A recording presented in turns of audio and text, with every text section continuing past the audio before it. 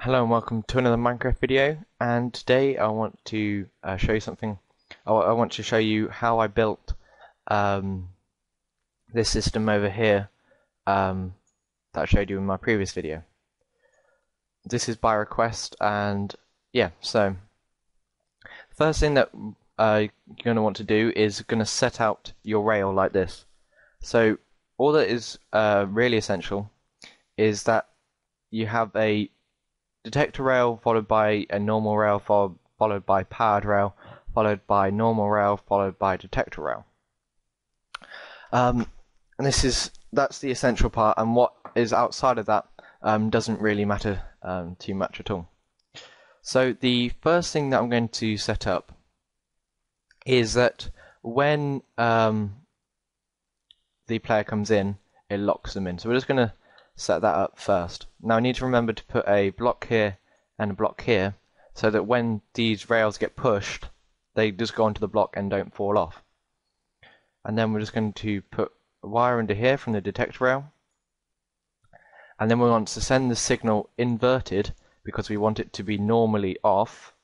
So that's why I invert it up to here. Well, we invert it twice, so we want it to be the same system, the same signal coming from the detector rail up to the powered rail. And then we're just going to copy that on the other side. So add a delay into the inverter, into an inverter, just to get the signal up to here. Okay, now we're just going to test this just to make sure it's working. And you need to remember to place this block here. Otherwise, your cart may just get pushed off, which you don't really want to happen. So, the cart comes in, and it gets stuck in the middle. Of course, it's not exactly in the middle, because it goes slower when it doesn't have a player in it. But if it had a player in it, then it would be faster. Then it would be in the middle, so because it's faster. So now the next thing we're going to do is set up pushing the player in a certain direction. Now the way we do this is we have the two pistons here to push the rails back into place.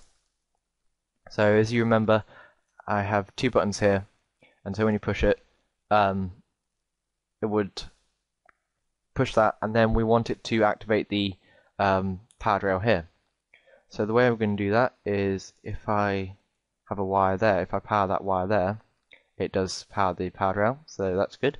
So now all we need to do is take the signal from the buttons, and now what we want to make sure is the different lines don't interfere with each other. That's why I'm going to use repeaters here.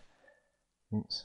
Just like that, so that the signal won't go back into the repeaters, because we don't want them both to go at the same time. We want it to reset properly after a while.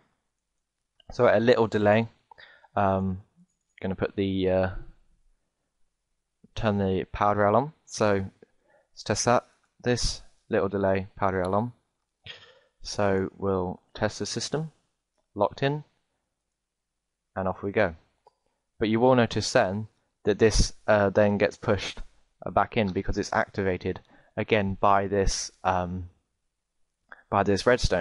by this detector rail, activating the redstone and going up and powering these pistons again. So this is where the RS-NOR latch comes in.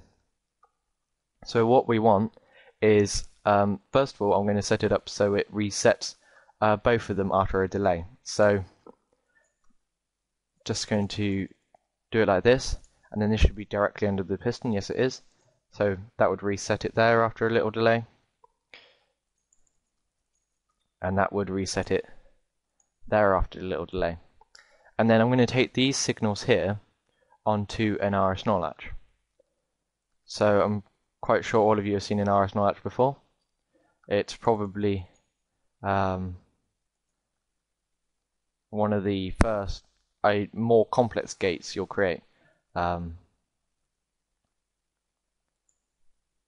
you know what I mean by more complex gate, it's, yeah, more complex than, say, an OR gate, but it's probably the first one you'll create. And now we're just going to take these two signals. Wait, yeah, we need the we need the RS knowledge to block off this signal here. So I'm just going to do it for a little delay here, and then as we want it to block off these two torches here, set a little line up here with repeater here,